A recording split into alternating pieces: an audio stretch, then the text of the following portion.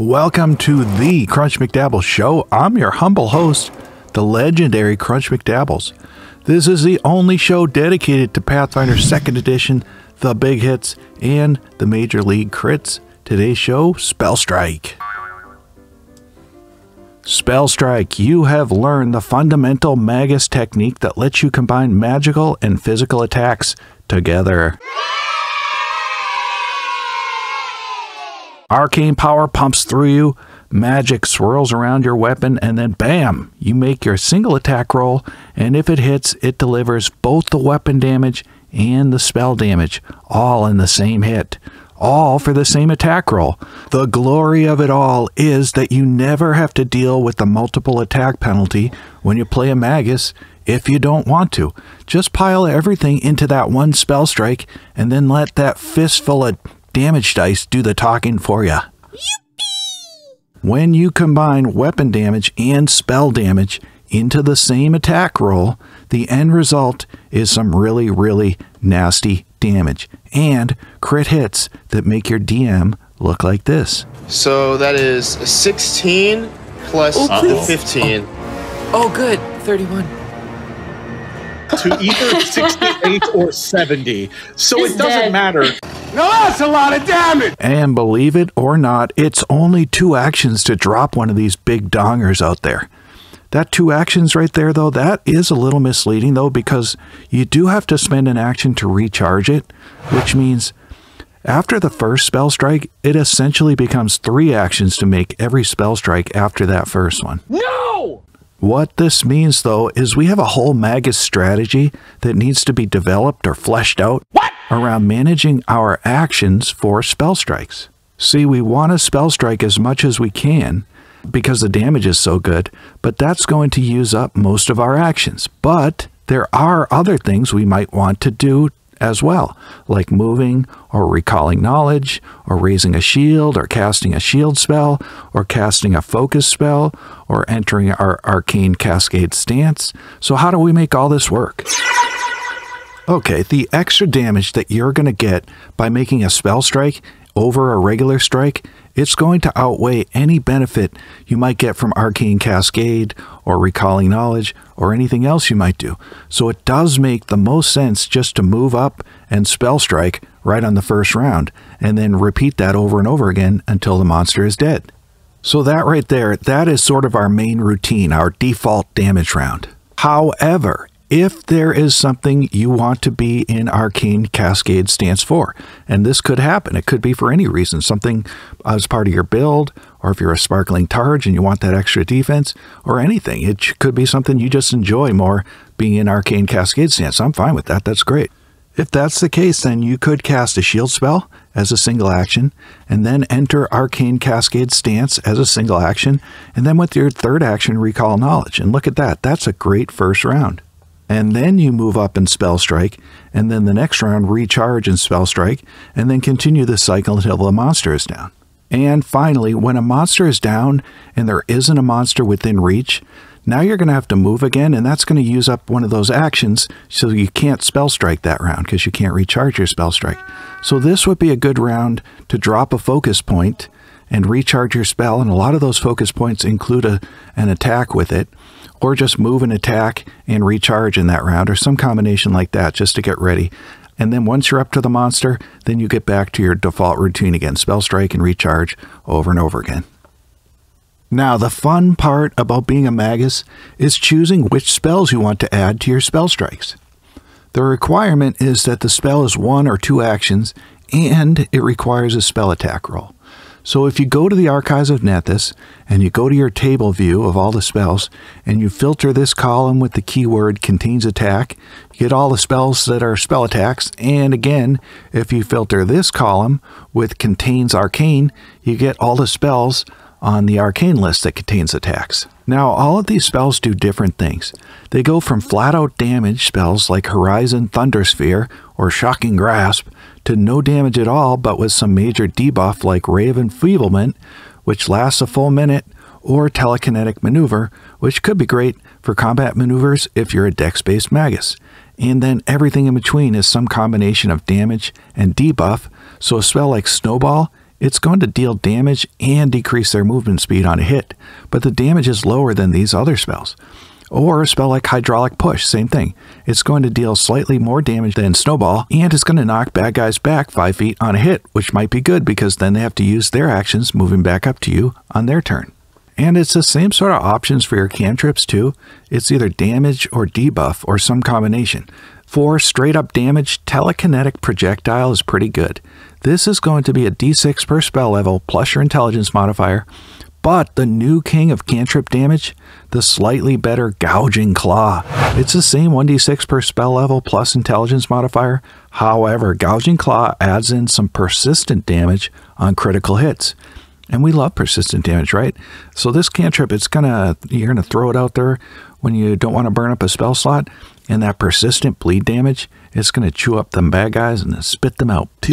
But when compared to your max level spell strikes from a spell slot, you can see your cantrip damage, even the high damage cantrips, it's significantly less damage than your heightened Shocking Grasp or Thunder Sphere, but it's still going to add more damage without burning up a spell slot. Even your cantrip philosophy, it might not be all about damage. Acid Splash, for example, could add some splash damage, which might be good, or Ray of Frost would be less damage, but it could decrease movement on a critical hit. Or even Tanglefoot, it's no damage at all, but all you have to do is hit and you decrease the monster's movement speed by 10 feet. And once you heighten this up to 4th level, it lasts a full minute. To a monster that only has a 10 or 20 foot movement speed, that's a death sentence. Now, Spell Strike, Spell Selection, it gets a lot more interesting if you take the 2nd level feat, Expansive Spellstrikes. This lets you make spell strikes not just with spells that are spell attack spells, but any spells that target a creature or has an area of effect of a burst, a line, or a cone. So all of a sudden the possibilities are endless. Want to shoot a fireball with your Starlit Span longbow? You can, because it's a burst. Is that a good thing to do? Of course it is, but let's break down all the pros and cons so you can decide for yourself. The main pro is the same benefit as any spell strike. You're getting spell damage on top of your weapon damage. And more damage, it's definitely good. However, casting an expansive spell strike has this added risk of losing the entire spell on a critical miss. So you wouldn't have that risk if you just cast this fireball normally. Also, pretty much all these spells are going to have a saving throw against your spell DC, not your class DC or your attack roll. So the save is not going to be that hard for the bad guys to make because your intelligence won't be maxed out and the Magus only moves to expert spellcasting at level 9 and master spellcasting at level 17, which is pretty slow. Still, there are things I love here. For one, this simply opens the door to so many spell strike possibilities. The area damage spells are just great, allowing you to make a melee strike and then damage all the creatures in a particular area. Ta-da! But that's just one idea. You could work your Magus out to be some kind of crowd controller with spell strikes that hits with charm or fear or even the sleep spell. That would be cool. Or if you want to avoid spells that have a saving throw, maybe make spell strikes that control the environment or the battlefield somehow with spells like Mud Pit or Gust of Wind. Another benefit of the expansive spell strike feat is that the level 14 Arcane Shroud, all of a sudden this is more appealing because you're spell striking with other schools of magic besides evocation. So make a web spell strike and now you can have the blink spell cast on you. Make a tether spell strike against a monster that is intent on attacking someone else and get a stone skin cast on yourself. You could make a sleep spell strike and get a free heroism spell cast on yourself. Make a slow spell strike and get fleet step cast on you and enjoy that bonus 30-foot status bonus to movement speed. Or I like this one a lot. Make a color spray spell strike with the 15-foot cone burst with the chance to stun and blind the targets. And you turn invisible after the attack. That could be really awesome on a sparkling target. These spells cast from Arcane Shroud, they aren't heightened, so at level 14 they aren't much, but again, for a single action and no spell slot spent, it's not bad at all. That was legitness. Yeah, it was. Huh? Okay, part 3. Spell Strike is great, but one of the problems is the Magus doesn't have a bunch of spell slots to drop on all those heightened Shocking Grasp to cast them at will. Really, they're only going to have 4 spell slots a day. 2 at the highest level, and 2 at the next level down. So here are 4 ways to get more spell slots to drop all those nasty spell strikes more often per day. First, archetyping into a spellcasting class. This seems like the most obvious. Right away with the dedication, you're going to get some more cantrips, which could be useful. Then the 4th level basic spellcasting feat will give you a 1st, a 2nd, and 3rd level spell as you level. And you can add to that the breadth feat at 8th level, which would add an extra low level spell slots. And at 12th level, you add in expert spellcasting for a 4th, 5th, and 6th level spell slot as you level. And then at 18th level, add in master spellcasting for a 7th and an 8th level spell slot. That is 5 feats, which is a huge feat investment. But look how many spell slots you end up with, tons of them. I count 18 spell slots at level 20. That's crazy. What you don't have with all of this is any max level, max damage spell slots that you can use to drop a heightened shocking grasp on a monster. See that? No slots up here, just all of them are down here. You have bunches of lower level spell slots, and that might work out really good for your build. Maybe you want to fill those slots with telekinetic maneuvers or ray of enfeeblement or something else, but it might not be for every build. The second one, this is a really great option. It's called the Striker Scroll feat at level 4. Now right away, I wish this was a level 2 feat because the level 4 feats are already really good. So you may want to grab this one at level 6. Either way, what this allows you to do is simply attach a scroll to your weapon and cast the scroll as part of a spell strike.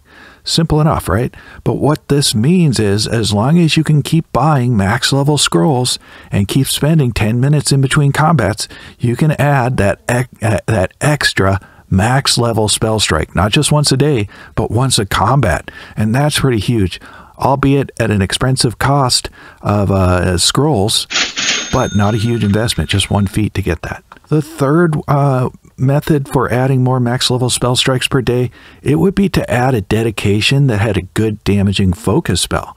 Then you could just spell strike at least once a combat with the particular spell strike. Again, assuming you could spend 10 minutes refocusing in between combats, which you probably can. And some of these focus spells with the attack rolls, they're going to be pretty good.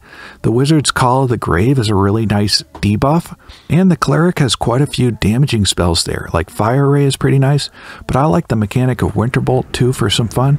Now these aren't quite as good as your Shocking Grasp or Thunder Sphere, but they aren't bad either, they're up there. You can see that these spells heighten to 10th level too, which adds some extra damage after level 19. For a once a combat spell strike, these aren't bad at all. That's a nice option for 2 feats. Finally, the last way to add some spell strikes, it's to grab the level 8 feat Fuse Staff. You fuse a staff with a weapon. It doesn't matter which weapon. It could be a dagger, could be a bow, you know, it could be, what's a weird weapon like? It could be a shield boss, I don't know. But you can spell strike with your weapon using spells from the staff. Now here's the deal with this one. It adds a number of charges up to your highest spell level. So if I'm 8th level, I can cast 4th level spells, so I have 4 charges I can put in the staff every day, which sounds great. It seems like I could cast 1 4th level spell, which would be exactly what I want to do, but the staff only holds 1st and 2nd level spells. So what you end up with, it's pretty similar to the archetype spellcasting feats. You never get that big hitter, that big max level spell strike out of your magic staff. What it does give you is more lower level spell slots that you can use for spell strikes. Again, maybe this works for your build because you want to cast telekinetic maneuvers all day or ray of enfeeblements or something else, but it's not going to be for everyone. So the fun question with this, what's the most number of spell strikes a Magus could make in a single combat?